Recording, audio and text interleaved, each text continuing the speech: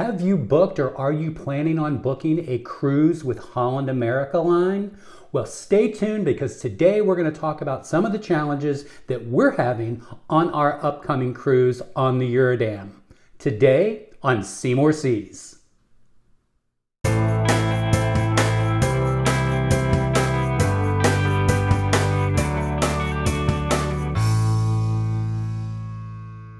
Hi everyone and welcome. As many of you already know, we are about to embark on a 10-day cruise on Holland America's Eurodam for a partial transit through the Panama Canal. We booked this cruise last October and we have been online on the Holland America site doing all the pre-cruise planning. We have run into several issues with this cruise and that's what I wanted to talk to you about today. Hi, if you're new here, I'm Doug and this is Seymour Seas, a cruise tips and planning channel where I hope to help you and your family pick, plan, and enjoy your next cruise vacation. If you do find this video helpful in any way, please do give it that thumbs up, and as always, please consider subscribing. Thanks so much, and let's get started. We have a great itinerary on this cruise, and it's one of the biggest reasons why we actually chose this particular cruise. We start out of Port Everglades, which is Fort Lauderdale.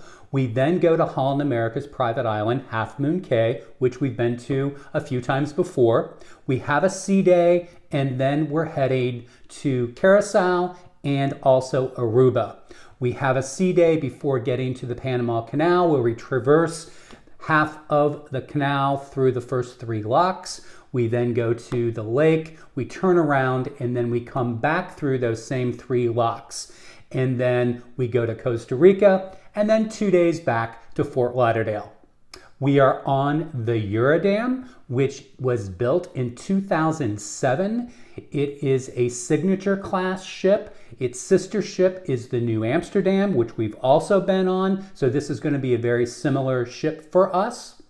The Eurodam holds about 2,100 passengers, and it was partially refurbished in 2015. We got a pretty good deal on this cruise, and at the time of booking, they had the Have It All package being promoted. And we were able to get this as part of our base cruise fare. And what this includes is the signature drink package for both travelers in the stateroom. It also provides for basic Wi-Fi, surfing, internet. It provides specialty dining credits. For our 10-day, we get 2 specialty dining, and we'll talk about how to reserve those. And it also includes an excursion credit per person as well. So going on and planning these has been challenging. Some things went very well, and other things are a little bit more difficult. And I'll explain that as we move forward. We were also able to get the crew appreciation thrown in, which is the tips and gratuities. This is a great time to note that Holland America does have a new promotion out, which is a bonus Have It All. And these are for early bookings. So if you're looking to plan a cruise into 2024, for instance, now would be a great time to do that, because in addition to the standard Have It All that we received, you do get upgrades in the drink package, where you go to the elite beverage package, and you also get streaming internet instead of just the basic surf internet package. So something to definitely take a look at. Once we book a cruise, I always immediately go online to the cruise line website and begin all of my pre-cruise planning and check-in. So one of the things that worked very, very well was that because we have sailed on Holland America before, a lot of our information was in our Mariners program, and so that was automatically filled in and they had things on file. My travel agent, she put in anything that was missing, and then all I had to do was go in and put in, say, emergency contacts and just confirm a few things. So that part of the planning went extremely well. We also chose early dining fixed seating instead of a flexible dining that Holland America does offer. We like the early seating, and because Holland America does not have any specialized dining rooms except on their brand new larger ships that we decided to go with the same table and same wait staff in the main dining room every day. We did get 2 specialty restaurants as part of Have It All, so I was able to go in pre-cruise and actually choose the day and times for those restaurants. We selected Pinnacle Grill, which is one of our favorites, as well as Tamarin, which is the Asian-inspired restaurant. So we do have some onboard credit that is available to us, but I was not able to access that onboard credit pre-cruise to make any additional specialty dining reservations. We probably will plan on doing one more Pinnacle Grill visit, but we'll have to do that once we get on board, which was a little disappointing. Here's where things got a little bit frustrating. Because we had the excursions credit, because of our Have It All promotion, I wanted to go in and snag up the best excursions we possibly could and use that credit towards those. As I began looking at the different ports of call, I realized that the excursions were very, very limited, and there absolutely was none listed for Aruba. In Half Moon Cay, which we've been to a few times, we normally get one of the private cabanas, but they're pretty expensive, and this time we decided not to do it. We would do something else like the horseback riding, or they would normally have kayaking and several other types of excursions. However, on this particular sailing, the only excursions that were available for months were those for the cabanas and all of the add-ons for the cabanas. So I've been to Half Moon Cay 3 times, and I do know that there are more than just the cabanas for excursions. So this was quite frustrating. I actually called Holland America's excursion desk to find out what the deal was, and the representative told me that there was a glitch on this sailing as well as several others that are upcoming where the excursions had not been populated yet. But just to check back often, and they will be there sooner or later. Well, we leave in 2 weeks, and only one excursion for snorkeling has been added to Half Moon Cay. So something is absolutely going on there. As I mentioned, there was nothing listed for Aruba, still nothing listed for Aruba. And then Curacao only had 1 or 2 enrichment tours of food and wine, and we like to be a little bit more active on our excursions. So just 2 weeks ago, few for Curacao were added, and I was able to grab one that was, I think, visiting some caves and a nature hike, but not our first choice. I was able to go in early and find something in Costa Rica and booked one of those right away, but now as I look, additional ones have been populated for Costa Rica, and the one that sounds the best to us is already sold out. Now, for the Panama Canal partial transit, there were several listed from day one, and these include going through the second set of locks into the Pacific on a passenger ferry and then get bussed back to Colón, Panama, where you'll meet the ship that night. There's also other excursions that you can do once you get into Gattam Lake, but we decided we're going to stay on the ship. We're going to be the geeks that we are and enjoy the locks in both directions. So the excursions on the online planner, there's several holes in them, and as I continue to contact Holland America, they still say that they're going to populate, but I believe we're going to have to go to Exploration Central, which is up in the Crow's Nest. That is where all of the excursions are booked and reviewed. So we're going to have to go up there and probably use our onboard credit to find additional things to do, possibly at Half Moon Cay as well in Aruba. We're also looking at third-party excursions in Aruba, and we're still evaluating those. So if anybody has any recommendations for Aruba, we arrive in the afternoon and we leave late at night. So this might be the reason why the excursions are not listed. But if anybody has any third-party tour operators that they recommend, like tours by locals or anything like that, please let me know in the comments below.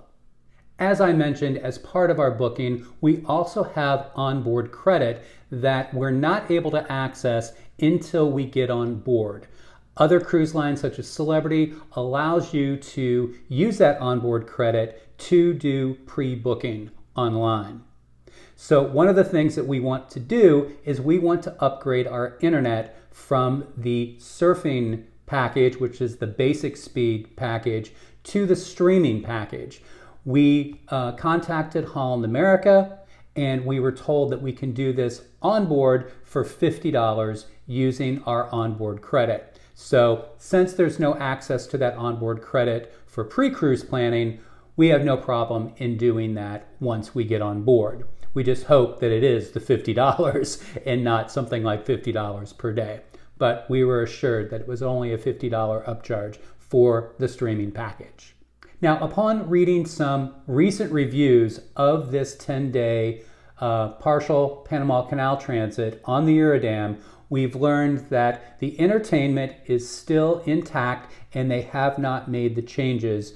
What they're doing is Lincoln Center stage is being taken off all of the ships, and it's going to be a rotating show that goes from ship to ship. They may have a few different ensembles performing on some ships, but it is not going to be a mainstay as it has in the past. This is extremely disappointing to hear due to the fact that we absolutely love the Lincoln Center stage ensemble.